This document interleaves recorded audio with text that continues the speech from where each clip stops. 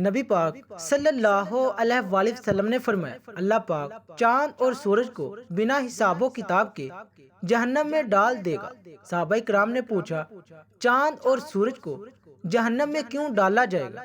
آپ صلی اللہ علیہ وآلہ وسلم نے فرمایا، کیونکہ چاند اور سورج نے بسم اللہ الرحمن الرحیم تمام تعریفیں اللہ تبارک و تعالیٰ کے لیے جو بڑا مہربان نہایت رحم کرنے والا ہے۔ کروڑوں درود و اسلام آقا دو جہاں محمد صلی اللہ علیہ وآلہ وسلم پر، آپ کی آل اولاد پر، آپ کے تمام صحابہ پر اللہ تعالیٰ مغفرت فرمائے۔ آپ کی، میری اور پوری امت کے مسلمانوں کی۔ دوستو، قیامت کا منظر ہوگا، نفسا نفسی کا عالم ہوگا، لوگوں کی چیخو پکار ہوگی اور لوگوں کے درمیان ٹھیک ٹھیک فیصلہ کر دیا جائے گا۔ سورج ایک میل کے فاصلے پر ہوگا، زمین آگ کی طرح جل رہی ہوگی، لوگ ننگے پاؤں ننگے بدن حاضر ہوں گے اور اعلان کیا جائے گا۔ قرآن مجید میں ہے، جس کا ترجمہ ہے، اے مجرموں، آج نیک لوگوں سے الگ ہو جاؤ۔ پھر گروہ بنا دیے جائیں گے، اہل ایمان کے گروہ، علماء کا گروہ، اولیاء کا گروہ، صالحہ کا گروہ، شہداء کا گروہ وغیرہ، اور دوسری طرف مشرکین کا گروہ، مرتدین کا گروہ، منافقین کا گروہ، فساق و فجار کا گروہ وغیرہ۔ اس طرح عدالت قائم ہوگی۔ اللہ تعالیٰ فرشتوں کی مائیت میں نزول و جلال فرمائے گا۔ عدالت کے اطراف و اکناف پر فرشتے صف و بستہ کھڑے ہوں گے، ملائکہ، انبیاء، اولیاء اور شہداء بطور گواہ طلب کر لیے جائیں گے۔ پہلے مجرم سے اللہ تعالیٰ کہے گا، میں نے تجھے سوچنے سمجھنے کے لیے دل اور دماغ نہیں دیا تھا، سننے کے لیے کان اور دیکھنے کے لیے آنکھیں نہیں دی تھی۔ ابن آدم کہے گا، یا اللہ سب کچھ دیا تھا۔ اللہ تعالیٰ پھر پوچھے گا، پھر تو نے شرک کیوں کیا؟ میرے نبی محمد صلی اللہ علیہ وآلہ وسلم کی تکذیب کیوں کی؟ میری نازل کردہ ہدایت قرآن مجید کے مطابق زندگی بسر کیوں نہیں کی؟ ابن آدم اپنے دائیں دیکھے گا تو اسے آگ نظر آئے گی، اور بائیں دیکھے گا تو اسے آگ نظر آئے گی۔ عرض کرے گا، یا اللہ میں واقعی ظالم تھا، بس ایک دفعہ مجھے دنیا میں بھیج دے، میں موحد بن کر رہوں گا۔ دوسرے مجرم سے اللہ تعالیٰ سوال کرے گا، کیا میں نے تجھے مال و دولت، عزت، اہل و عیال اور دوسری نعمتیں نہیں دی تھی؟ انسان کہے گا، یا اللہ سب کچھ دیا تھا۔ اللہ تعالیٰ پھر فرمائے گا، پھر تو نے میرے لیے کیا کیا؟ ابن آدم کہے گا، یا اللہ میں نے تیرے لیے نمازیں پڑھی، روزے رکھے، صدقہ و خیرات کیا، قرآن پڑھا اور بھی بہت سے نیک کام کیے۔ اللہ تعالیٰ فرمائے گا، اے فرشتوں، ابن آدم کے منہ پر مہر لگا دو۔ فرشتے لبیک و صدیق یا ربی کہتے ہوئے اس کے منہ پر مہر لگا دیں گے۔ اللہ تعالیٰ فرمائے گا، اے ابن آدم اب تیرے اعضاء گواہی دیں گے۔ بائیں ران کہے گی، یا اللہ یہ شخص نماز، روزہ، صدقہ و خیرات تو محض مسلمانوں میں شامل رہنے کے لیے کرتا تھا، لیکن دل سے کفار کا کلچر اور کفار کے تہوار اور کفار کا تہذیب و تمدن پسند کرتا تھا۔ ابن آدم اپنے بائیں طرف دیکھے گا تو اسے آگ نظر آئے گی، اور بائیں دیکھے گا تو اسے آگ نظر آئے گی۔ عرض کرے گا، یا اللہ میں واقعی ظالم تھا، بس ایک موقع اور دے دے، میں مومن بن کر رہوں گا۔ پھر ایک اور مجرم سے اللہ تعالیٰ سوال کرے گا، کیا میں نے تجھے اعلیٰ منصب، عزت، بیوی، بچے، آرام دہ گھر، ٹھنڈا پانی اور لذیذہ کھانے نہیں دیے تھے؟ وہ شخص کہے گا، یا اللہ سب کچھ دیا تھا۔ تو اللہ سوال کرے گا، تم میرے پسندیدہ دین سے الٹے پاؤں کیوں پھر گئے؟ وہ کہے گا، یا اللہ کافروں کی طاقت، قوت اور غلبے سے خوف زدہ ہو کر۔ پھر اللہ تعالیٰ فرمائے گا، کیا میں اس بات کا زیادہ حقدار نہیں تھا کہ تم مجھ سے ڈرتے؟ وہ کہے گا، یا اللہ تو تھا، لیکن تو نے مجھے اندھا کیوں اٹھایا ہے؟ میں تو دیکھنے والا تھا۔ اللہ تعالیٰ فرمائے گا، جس طرح دنیا میں تو نے ہمارے احکام سے منہ موڑا، اسی طرح آج ہم بھی تم سے منہ موڑ رہے ہیں۔ ابن آدم اپنی دائیں دیکھے گا تو اسے آگ نظر آئے گی، بائیں دیکھے گا تو اسے آگ نظر آئے گی۔ عرض کرے گا یا اللہ میں واقعی ظالم تھا، بس ایک دفعہ مجھے دنیا میں بھیج دے، میں آپ کی اور آپ کے رسول صلی اللہ علیہ وآلہ وسلم کی اطاعت کروں گا۔ پھر اللہ تعالیٰ کی بارگاہ میں ایک اور مجرم پیش کیا جائے گا۔ اللہ اس سے سوال کرے گا کیا میں نے تجھے دنیا میں حکومت، اقتدار اور اختیار نہیں دیا تھا؟ وہ کہے گا یا اللہ دیا تھا۔ پھر اللہ سوال کرے گا کیا تم نے نظام صلاۃ نافذ کیوں نہ کیا، نظام زکوٰۃ نافذ کیوں نہ کیا، اسلام کا نظام عصمت و آفت نافذ کیوں نہ کیا، حدود نافذ کیوں نہ کی، میرے دین کا راستہ کیوں روکا؟ ابن آدم اپنے دائیں دیکھے گا تو اسے آگ نظر آئے گی، بائیں دیکھے گا تو اسے آگ نظر آئے گی۔ عرض کرے گا یا اللہ وہاں میں واقعی ظالم تھا، بس ایک اور موقع دے دے، میں تیرے دین کا مددگار بن کر رہوں گا۔ پھر ایک اور مجرم رب کی بارگاہ میں پیش کیا جائے گا۔ اللہ تعالیٰ اس سے سوال کرے گا کیا میں نے تجھے وسیع و عریض جاگیری نہیں دی تھی، سرداری نہیں دی تھی اور بے حساب مال و دولت اور عزت عطا نہیں کی تھی؟ وہ کہے گا یا اللہ سب کچھ عطا کیا تھا۔ پھر اللہ فرمائے گا کیا نو نوش کی محفلیں سجانے کے لیے، یتیموں، بیووں، غریبوں اور مسکینوں کی عزتیں لوٹنے کے لیے، چوری، ڈاکے، اغوا اور قتل کروانے کے لیے؟ پھر ابن آدم اپنے بائیں دیکھے گا تو اسے آگ نظر آئے گی، اپنے دائیں دیکھے گا تو اسے آگ نظر آئے گی۔ عرض کرے گا یا اللہ میں واقعی ظالم تھا، بس ایک اور موقع دے دے، میں ساری زندگی نیک بن کر رہوں گا۔ لیکن محترم ناظرین وہ وقت نہیں ہوگا، وقت آ جائے، آج نیک اعمال کریں اور برے کاموں سے بچیں۔ اللہ تعالیٰ پھر فرشتوں سے فرمائے گا کہ فیصلے کا اعلان کر دو۔ فرشتے کہیں گے سنو، ظالموں پر اللہ تعالیٰ کی لعنت ہے۔ پھر روشنیاں گل کر دی جائیں گی اور بال سے باریک، تلوار سے تیز، پل صراط سے گزرنے کا حکم ہوگا۔ کچھ لوگ پل صراط کو عبور کر کے عالیشان جنت میں قیام فرمائیں گے اور کچھ لوگ راستے سے ہی عالیشان جہنم میں تشریف لے جائیں گے۔ تب آخری اعلان کیا جائے گا اے اہل جنت اور اے اہل جہنم، اب ہمیشہ ہمیشہ کی زندگی ہے، کسی کو موت نہیں آئے گی۔ بس اے اللہ اور یوم آخرت پر ایمان رکھنے والوں، اے دناؤ بنا لوگوں، اے ہوش و خرد رکھنے والوں، فیصلے کی گھڑی سے پہلے نوائے جبریل علیہ السلام کو ذرا سنو۔ سورۃ العمران آیت نمبر 102۔ اے لوگو جو ایمان لائے ہو، اللہ سے اس طرح ڈرو جس طرح اس سے ڈرنے کا حق ہے، اور تمہیں موت نہ آئے گی مگر اس حال میں کہ تم مسلمان ہو۔ محترم ناظرین مرنے کے بعد انسان کو پیش آنے والے مراحل جن میں برزخ، نفق، سور، نشور، حشر و حساب، میزان اور پل صراط وغیرہ شامل ہے، کس قدر کٹن اور مشکل ہوگا اس کا اندازہ درج ذیل آج سے لگایا جا سکتا ہے۔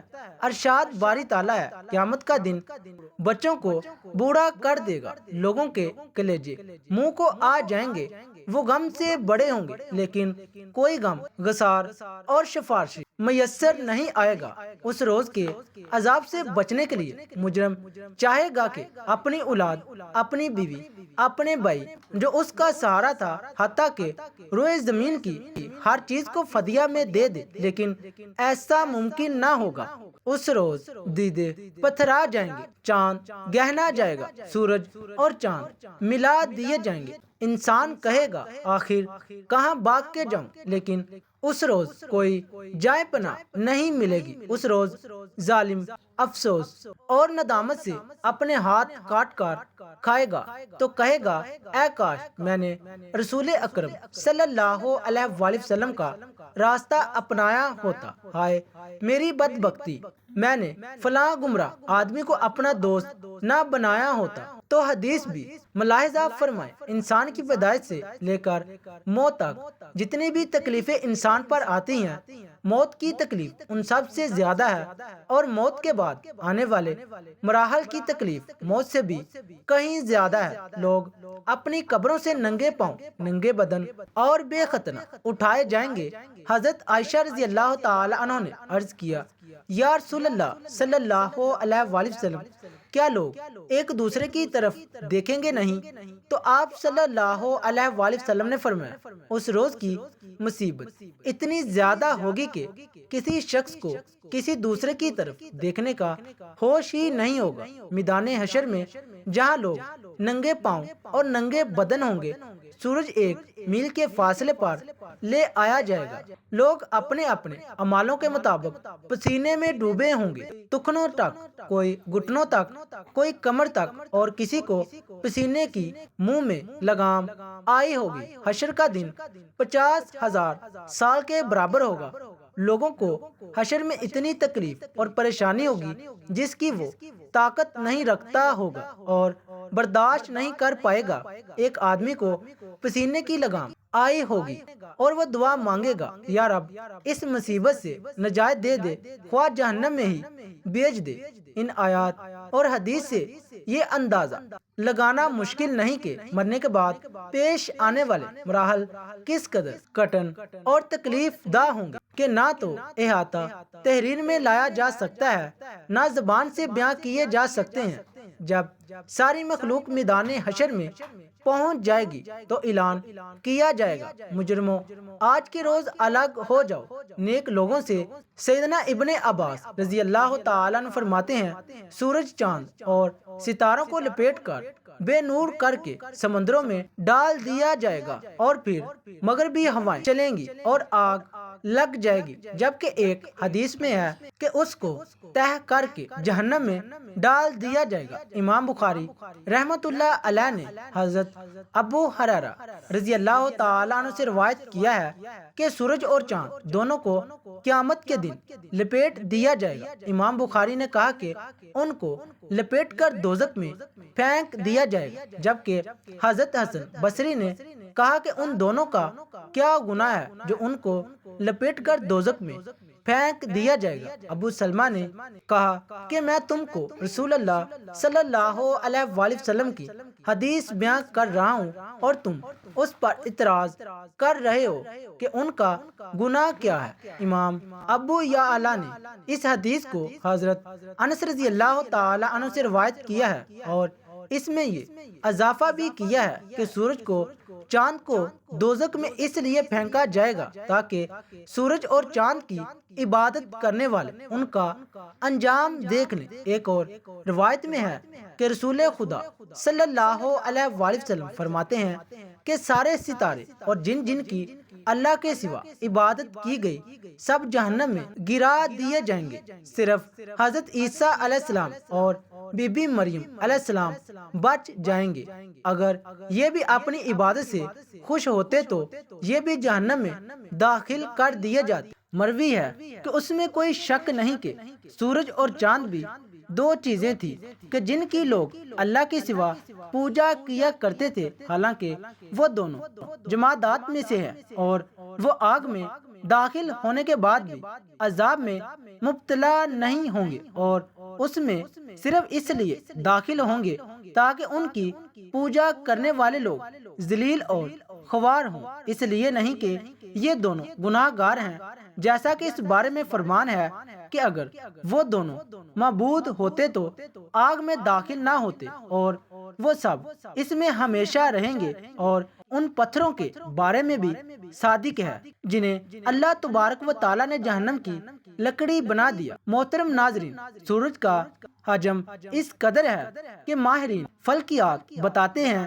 کہ سورج کا حجم زمین کے حجم سے 13 لاکھ گنا بڑا ہے، چونکہ زمین سے بہت دور ہے اس لیے بظاہر چھوٹا نظر آتا ہے۔ سورج زمین سے 9 کروڑ 30 لاکھ میل کے فاصلے پر واقع نظر آتا ہے۔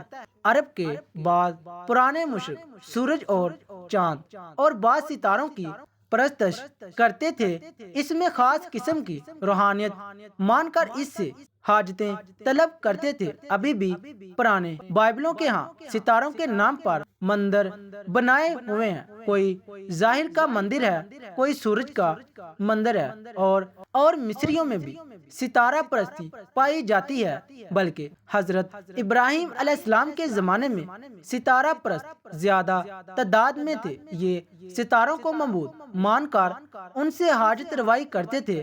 آج کے ستارہ پرست بھی ستاروں میں کرشمہ مانتے ہیں۔ محترم ناظرین، بہرحال سورج بہت بڑا سیارہ ہے۔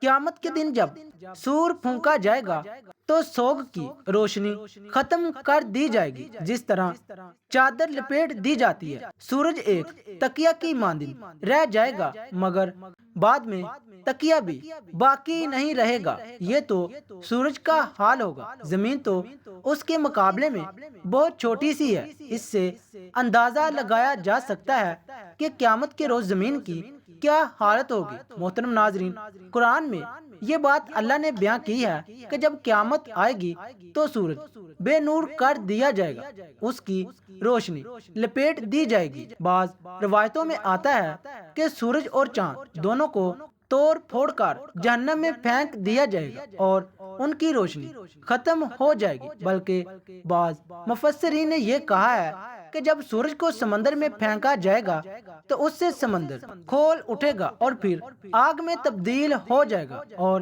اس وقت پہاڑ بھی جلائے جائیں گے۔